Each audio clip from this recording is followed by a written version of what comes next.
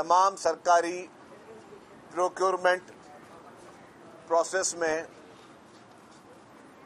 और तमाम जो हुकूमत के काम है उसको ई टेंडरिंग के ज़रिए करने का फौरी फैसला किया है। वज़ीर आला साहब ने कल ये पॉलिसी अनाउंस कर दी है। अब के बाद सिंध भर में जितने भी पब्लिक प्रोक्योरमेंट की चीज़ें होंगी, जितने भी टेंडर्स होंगे सरकारी, वो हर सेक्टर के जिन सेक्टर्स को भी एग्जेम्पशन थी वो सारी एग्जेम्पशंस ख़त्म करके अब तमाम सरकारी कॉन्ट्रैक्ट्स, टेंडर्स, प्रोक्योरमेंट वो ई टेंडर्स के ज़रिए होंगे।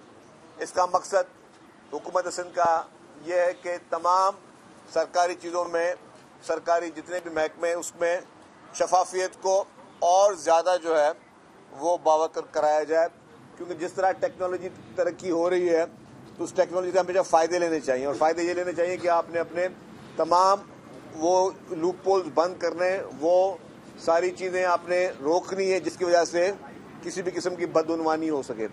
तो हुकूमत सिंध ने इमीडिएटली तौर पे सिंध भर के तमाम महकमे जात में, चाहे वो महकमे जो है वो जिसमें कोई रोड सेक्टर हो, बिल्डिंग सेक्टर हो, हेल्थ सेक्टर हो, जितने भी सेक्टर्स हैं उनमें प्रोक्योरमेंट के लिए सिर्फ और सिर्फ ई टेंडरिंग और ई पैड के ज़रिए वो सारी चीज़ें होंगी। इसके अलावा तमाम जो टेंडर के प्रोसीजर हैं वो सारे ख़त्म हो जाएंगे।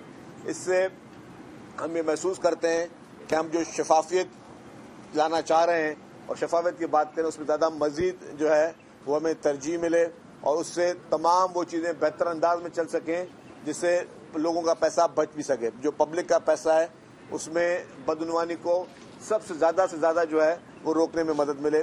तो इसमें हुकूमत सिंध का ये फैसला फौरी तौर पर आज से नाफिजुल अमल है। अब के बाद अखबारों में जो भी आप देखेंगे टेंडर्स के प्रोसेस वो सारे ई टेंडरिंग के ज़रिए होंगे।